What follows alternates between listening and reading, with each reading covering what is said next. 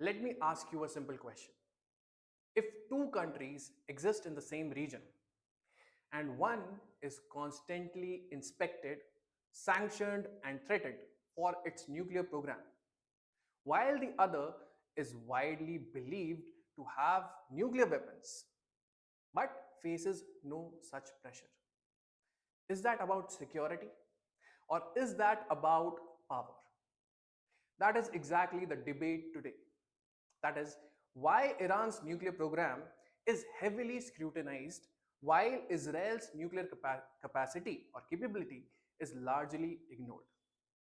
Now, this is not just a political issue, this is a question about fairness in global nuclear order.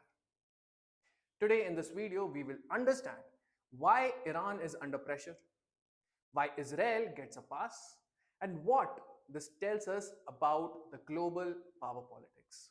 So, welcome students and viewers to Legacy IAS. In this, we uncover an article that has been there in the international media and is also a cause of concern with respect to the nuclear order or the way the global order is being progressed. So, this article reads, is this a double standard? That is why Israel's nukes get a pass while Iran is scrutinized.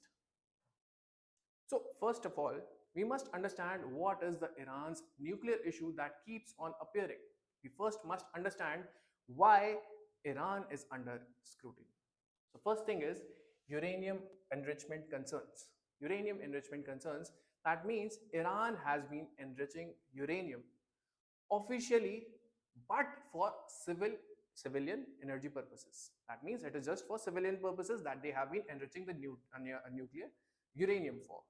Okay, but the concern is, what the concern is, that enrichment levels, the level of enrichment can also lead to a capability that is developed for the weapon system. That means in the garb of civilian nuclear program, they might be enriching uranium to an extent that it may be used to strengthen their nuclear weapon capability. Second thing is fear of weaponization. Fear of weaponization. That means even though Iran claims, that it does not want nuclear weapon, the global powers, especially United States, suspect otherwise. They do not have a trust that is on Iran, that they are not going to enrich uranium to the extent that they can convert it into nuclear weapons. The next is past sanctions and JCPOA collapse. In 2015, Iran signed the nuclear deal. The nuclear deal was named JCPOA. Okay, but in 2018, the United States withdrew and they reimposed sanctions on Iran.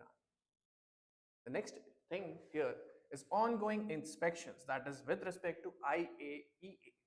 So IAEA has faced challenges in monitoring Iran's facilities, and especially after the recent conflicts. Here, an important insight is that Iran is being treated as a potential nuclear threat, even though there is no confirmed evidence of weaponization. Now let's talk about the other side, that is Israel. What is Israel's nuclear reality? We must compare it with Iran's undeclared nuclear arsenal. The slide shows that you already have this, that Israel is widely believed to have nuclear weapons. On my right, you can see that Israel is a non-signatory of NPT as well, that is your non-proliferation treaty. But here is the key. Here is the key that nobody, okay, nobody confirms it or denies it. Now, this is called, there is a specific term in the international affairs for this, and that is nuclear ambiguity. Second thing, as we have seen in this part of slide, there is a policy of nuclear ambiguity, and then it is not a part of NPT. That means Israel has never signed the nuclear non-proliferation treaty. So what does this mean? It means that it is not legally bound like Iran. Next, no international inspections. No international inspections, as in, with respect to Iran, we had seen that there are constant inspections as well. But unlike Iran, Israel does not face any kind of international inspections. And here is the most important point, that Israel is believed to be the only nuclear armed state in the Middle East. So we have to sum this up in a simple line, that one country is suspected and punished while the other is assumed and protected. Now, our next flow of thought would ask, why such kind of double standards exist? That is the real question, why such double standards should exist, that too in the Middle East. So we see this power alliances and strategic interest. It will answer this question. That means there is a US Israel strategic alliance. US Israel alliance is there, and Israel is a close ally of the United States of America. So naturally, it gets those advantage. It gets the political and strategic protection. The next is regional security narrative. The narrative is built upon the regional security as well, and Israel argues that Iran's nuclear capability threatens its survival. Okay, that means it acts like a victim. Next, Iran is seen as adversary. That is, Iran is seen as a challenger, not only to Israel, but to US influence in the Middle East as well. And lastly, global power asymmetry. Global power asymmetry, which means that international rules are not applied equally. Had they been applied equally, we could have seen Israel also being under such kind of scrutiny as Iran is. That means they are powered, they are applied on the basis of power as well as how good you are friends with the other powerful centers. So, important insight here, that international law is not just about rules, it is actually about those who have the power to enforce those rules. Now, the bigger global lesson from all of this that we can derive, there has been a crisis of nuclear fairness. Okay, the bigger picture is that what does this mean globally? There is a credibility crisis. That means weak credibility of non-proliferation regime, which means that if the rules are not applied equally, then the trust in the system will automatically break.